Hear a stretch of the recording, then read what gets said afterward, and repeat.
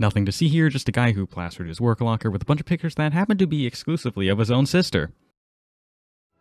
Wait, what is the deal with Yuri Breyer? Now that the second core of Spy Family is airing, I will answer this big and important question that you definitely asked. I'm the only one who asked for this.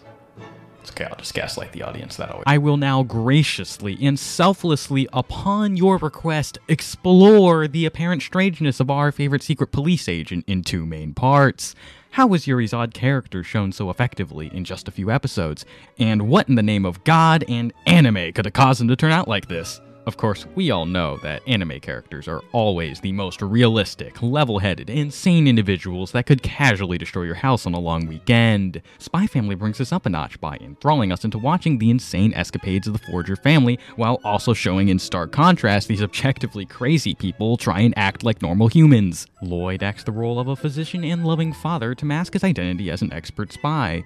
Yor hides under the guise of being a caring mother while she works as an assassin, and Anya, caught between these two, living a double life, pretends to be a model child with the slight wrinkle of being a literal telepath. Where does that put Yuri? I would say that it's not a stretch to say that most people do get a different vibe from Yuri Breyer than that of the main cast. However, upon first glance, are you with me? Think about this. He is still yet another character that lives a double life. He pretends to be an upstanding government worker to hide his membership of the secret police. It's not strange. I mean, it's quite normal for this show, actually. Clearly, there must be more to it. Our first clue to all of this is realizing that Yuri is actually, for lack of a better word, kinda shit at this whole double life thing. While the Forger family consistently has a clear separation between each side of their life, Yuri is the only one that seems to let them bleed into each other. For example, in this dinner party scene, Yuri opens with a nice, innocent question and then, oopsie, accidentally starts interrogating Lloyd. Intentional on the writer's part, yes, but leads into our second, more important clue, which is Yuri's apparent lack of control over these two halves, causing them to mix together. We see as Yuri walks down the street here in this one moment, jumping for joy at the thought of seeing his beloved sister again, and 5 seconds later, seemingly randomly going into secret police mode. Yuri seems to be switching personalities at random while simply walking down the street, and it doesn't seem to me that he's aware of this, nor does it seem like he realizes the situation that he's in. This is different from Lloyd, who is very in control of when and where he acts as a spy and when to act as a father. In fact, the one time that he tried to mix them together by placing a listening device on Yor, Lloyd regretted it afterwards. Because Yuri is not in control, this means that we, the audience, have no idea what to expect from him, whilst Lloyd, Yor, and honestly Anya too are much more consistent in this regard, putting us on the edge of our toes when Yuri is on screen. But we can go one step further. For the most pivotal part of this whole equation is our third clue, and that is Yuri literally just being delusional. Let's look back at the scene here, where not only does he rapidly switch between multiple personalities, but he also describes when Yor broke his ribs, terrifying by the way, as a loving embrace. If you didn't know, breaking a rib is incredibly painful and probably one of the worst possible places to break a bone. Yuri continues to throw logic out the window to keep the image of his sister as pure as possible, accepting possibly the worst possible excuse from Yor as factual information. Or here, when he realizes all the things Lloyd's got going for him, so he just, takes a swig and he's still mad the next day when he's sober. Or here in this interrogation, where we get to listen to his mental gymnastics justifying his ascension to the secret police as somehow all being for his sister. In just a couple episodes, Yuri is established through his rapidly shifting personality that he cannot control and is not aware of, combined with a healthy serving of delusion to create the desired effect on the people watching in a show filled with other unusual characters. Okay, maybe we should give him a break. He was drunk for like half of those scenes, and I know that holds up in a court of law. But is there more to it than that? So far, we have memed on this poor man, asking ourselves, what is Yuri doing? But have we ever asked, why is this Yuri doing?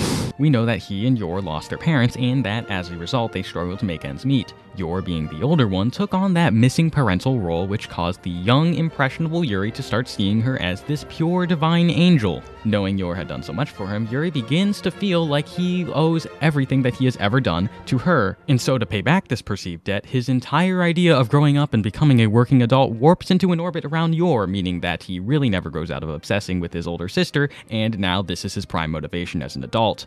I also just thought that Yuri could also be obsessed with his sister, since deep down he fears losing Yor like he lost his parents. But wait, there's more. Yuri is part of the secret police. Guys, I have a great idea. Let's put an unstable person with a traumatic past in therapy. An incredibly stressful job that partially undermines his commitment to being the perfect younger brother for his sister that pushes him over the edge into insanity. I would like to remind you that although that was partially a joke, the canonical reason that Yuri's supervisor gives for this job hiring decision basically translates to, but it would be funny. Yuri was simply not prepared to deal with this kind of mental stress. The reason for Yuri being unable to recognize that he lives in a double life is because to admit that would be admitting to himself that he is lying to his sister that he adores. He continues to accredit every possible victory in his life to his sister and leaves absolutely none for himself, which worsens his condition. Combined with the added stress of his job, Yuri Breyer is forced to lean ever harder on the scars of his traumatic past.